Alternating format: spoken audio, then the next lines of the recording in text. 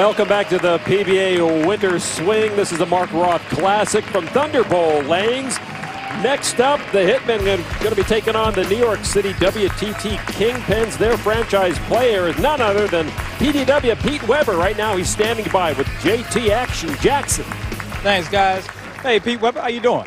Pretty good, JT. What's up, man? Good. Just had a quick question. I hear that back in the day, your father, Dick Weber, was part of a team back in the 60s. I think the older crowd might know who that was. You know, the Budweisers, right? I think that's it. They had the team record for a long time, but, you know, that was shot out by lots of pins. So. But, yeah, he was part of the Budweisers. What a great team. So how do you like team bowling? I think it's great. I love it because there's not so much pressure on yourself. You got 4 other guys to pick you up if you screw up. So, you know, to me, this is a blast. I couldn't ask for a better team either. Well, thank you, and I wish you good luck, Pete. Thanks, JT. All right, so the Kingpins with Weber in the 4-hole taking on the Philadelphia Hitmen now, who just dispatched of the third-seeded Brooklyn Styles, 214-176. The WTT and the Kingpins name, by the way, stands for World Team Tennis. Another league obviously close to Billie Jean King's heart, the WTT, entering its 38th season this year. Last time we saw John Zerbinski, he missed striking on just 1 shot. The guy was phenomenal. On the left lane, Zerbinski. Oh, boy. Almost left the 7-10.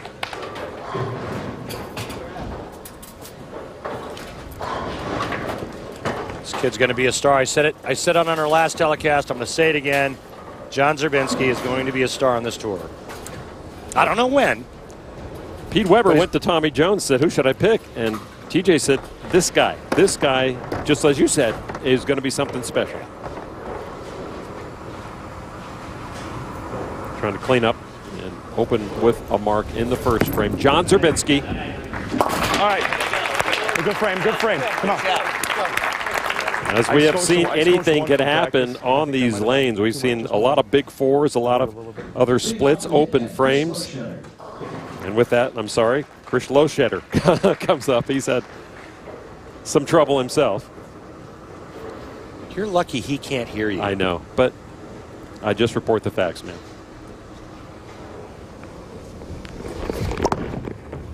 Loschetter looking for his first strike. Cannot get out of my own way today. Well, you heard him say it. He can't get out of his own way. He's struggling with his game.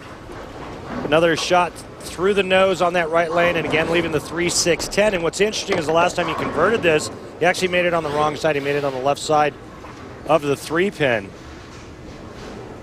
9 TV finals in his career. He's got 2 top 10s already this season. And he's in a real scary place right now, Lon. It's like getting the shanks in golf. So Loschetter sits down as his team tries to pick him up. Jack Jurek now. Call him Gentleman Jack. You guys know Gentleman. I know him. 2-time winner of the Steve Nagy PBA Sportsmanship Award. Okay, I'm kidding. He's a true gentleman. Known Jack for a long time. Oh boy. That had hopes of coming back, but it just never did, Randy. I think he liked it off his hand. The ball just didn't turn up and face the 1-3, but the last time we saw Jack using a spare ball, it got hung up on his thumb and he whiffed the 7-pin, but that shot there just looked a little soft off the end of the pattern. Jack has got a new spare ball in his hand, Lon. Boy. Hey, listen. That's why there's several coats of paint on that pin and not just one. Okay? That's fine. He needed every one of them. All right, now. Philadelphia down by 10. Dick Allen. I love this guy. He's not afraid to express himself. Went spare in the opening match. And now with the strike in his second frame. Richie Allen is one of the more colorful characters on this tour. I think he should have got a Hitman tattoo on his neck just for this event. Who would have thought? And with these lineups, it would have taken the 4th bowler in the match to get a strike. Tommy Jones now for the Kingpins. The winner of this match will meet the top-seeded Motown Muscle. And they're fighting for maximum points in this league to try to earn their way into the league finals in Indianapolis. Boy, just barely got that head pin. Definitely has some hang down lane on the left lane, at least for the Kingpins we do. Tommy Jones going light, leaving the 210. Jack Jurek, he went light. John Zerbinski was the only ball to get, the only player to get his ball to the pocket. Tommy's going to now try to slide the 2 over into the 10 to avoid their first open frame.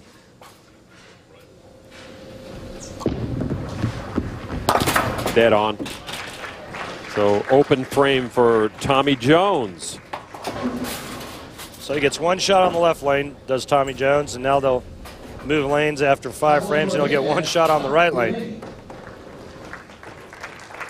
You better have your A game from the get-go, and Devaney has done that. 2 strikes in the opening match as they took down the 3rd-seeded Brooklyn Styles.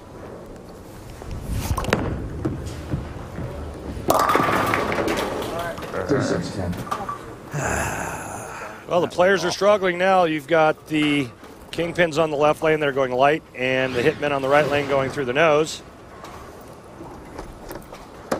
Pretty straight right around 4th arrow, but that ball just didn't have enough speed on it to hold that line.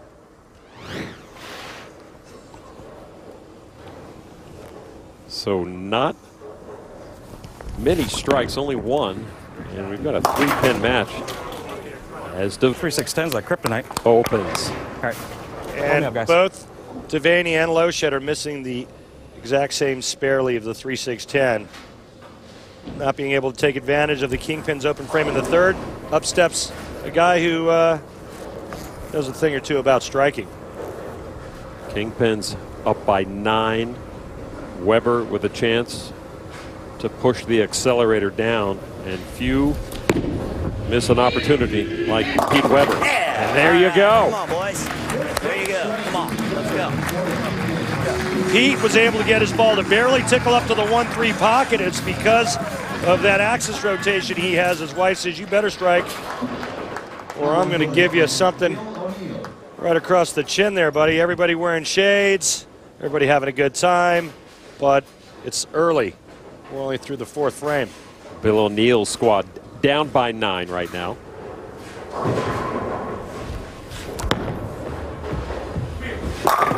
O'Neill picking up his club. That's what a leader does. The Kingpin's anchor bowler is Scott Norton, who's bowling for a singles title later today. But right now, Scott is all about bowling for his team. Having teammates there, you have people lift you up when you're down. You're not out there by yourself anymore. But also being able to help carry, you know, when they're struggling as well, being able to carry them, and just the fact that you get to share in the experience with someone else is, it's so much fun. It's so much more fun than singles bowling. Scott Norton is the anchor man on this very strong team because he has been the hottest bowler Thunder Bowl lanes recently. His mom, a Hall of Fame bowler, Virginia Norton. And look at that. That ball looked larger than all the other ones, Randy. That just destroyed that rack. Well, there's a reason why he's their anchor player, and you said it. I mean, you got Pete Weber, Tommy Jones on that team, and Scott Norton's the anchor. You better believe the reason why is because he's got a great look and he's thrown a lot of strikes. You got to ride the wave, and the wave right now has the name of Scott Norton attached to it. Mika Koivuniemi, the anchor man for the Hitmen, down by 19.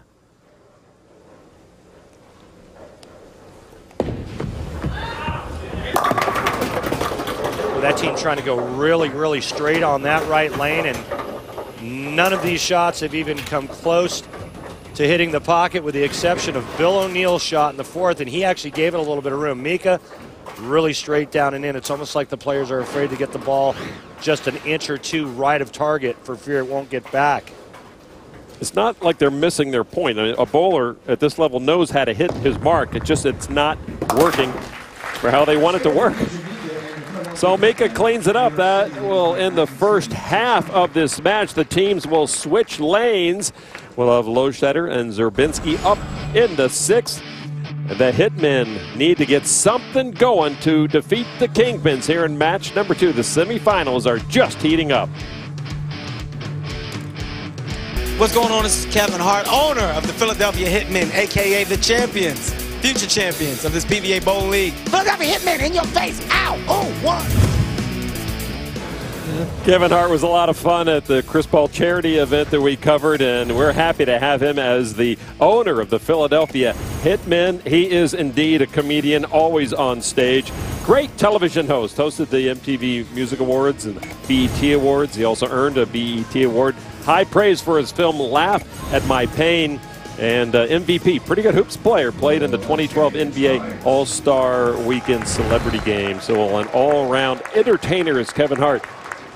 So after 5 frames, it is the Kingpins up by 19 on the Philadelphia Hitmen. And we begin with the leadoff men once again. Kingpins, John Zerbinski, spare in the first. Remember, the teams have flip-flopped lanes. This team here started on the left lane, now on the right lane. Kingpins working on a double. Yes! Make it a turkey. You notice how that shot there, John Zerbinski gives this ball a little bit of room. We saw the Hitmen trying to go so straight and so direct. John Zerbinski moves in, gives it a little bit of room to the right. He's got that nice rotation and lift revolutions. And that ball just peels back for 10 in the pit.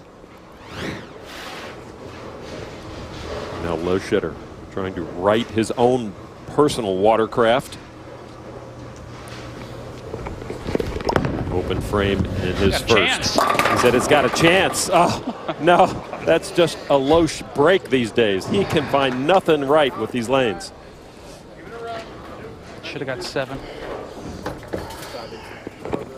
Yeah, it's just a terrible break. He throws a great shot, and I mean, I always thought that the pocket 710 was the worst break in bowling. You know, the first guy to convert the 710 on TV. That'd be Mark Roth. And we're here with the Mark Roth Classic, but Loesch cannot pull it off. You leave a pocket 710, pretty good shot that it's a pocket. Now you don't even get a mark. Mike Devaney having a little fun with Loesch there, maybe trying to cast out the demons. I'm sure Chris appreciates any help right now. Jurek now. Oh, jeez. These lanes remain a mystery to many of these PBA pros. Hey, Lon, what's the favorite baseball team in New York? What's the name of that team? The Yankees, baby. Yeah, well, that's what he did on that shot. Yank, huh? There's a little Yankee there. And, he was lucky just to leave the 3-6-10. And, you know, Jack is disgusted with himself because they could have built almost an insurmountable lead. Instead, he's looking for the 3-6-10. We've seen that missed twice already by the other team. Jurek converts after 3 in a row for that team. A glimpse there of Kelly Kulick, the only female in the PBA League, serves as an alternate for the Kingpins. So a 39-pin lead for the Hitmen. Dick Allen now. The Hitmen down 39. Look out. They don't need another pocket 710. Or that would have been a swishing 710. Well, I moved quite a few through all the surface over here, so. See that 7-pin fall late. 10-pin gets nudged, but still standing. They're in big trouble, Lon. I mean, it doesn't take a mathematician to figure out they're losing. And this pin has not been a gimme today. Allen does knock it down.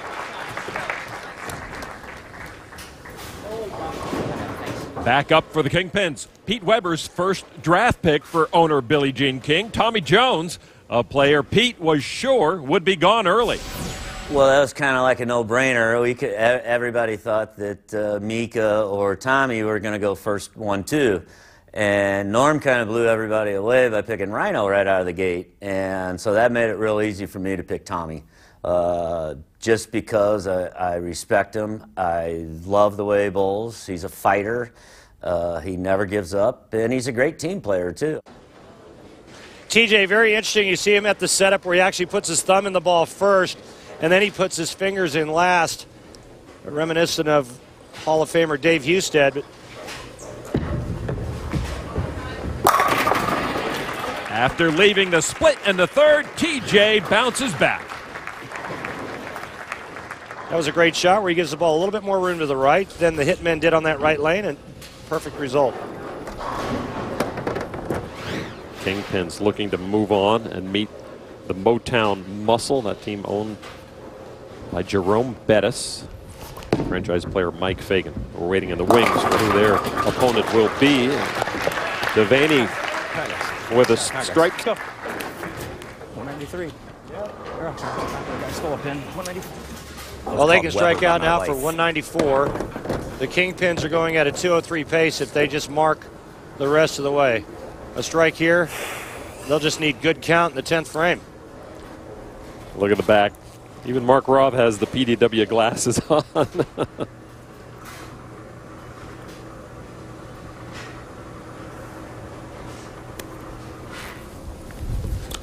Weber managed to strike in the fourth. Yes! And here with another strike in the ninth. PBA League action will continue in 2 weeks, but next Sunday, it's the second major championship of the season, the USBC Masters, live from the Brunswick Zone Carolier in North Brunswick, New Jersey. Can Mike Fagan beat the odds and successfully defend his Masters championship? Find out next Sunday at 3 Eastern. Bill O'Neill trying to bring his team some life. And that 10-pin vexes him. Yeah, not going to be enough today. Kingpins are going to move on to take on Jerome Bettis' team. Well, the Hitmen came in to the stepladder as the wild card, winning the PBA League Clash. They knocked off number 3 Brooklyn Styles, but that was pretty good. The Kingpins and these lanes, too much for the Hitmen here today. And now Norton, who has been so strong, a strike in the 5th. But a 9 count here is enough, and the Kingpins will move through full of confidence. It'll be the Motown Muscle taking on the WTT Kingpins. More exciting action from Thunderbolt Lanes in Allen Park. Come on back.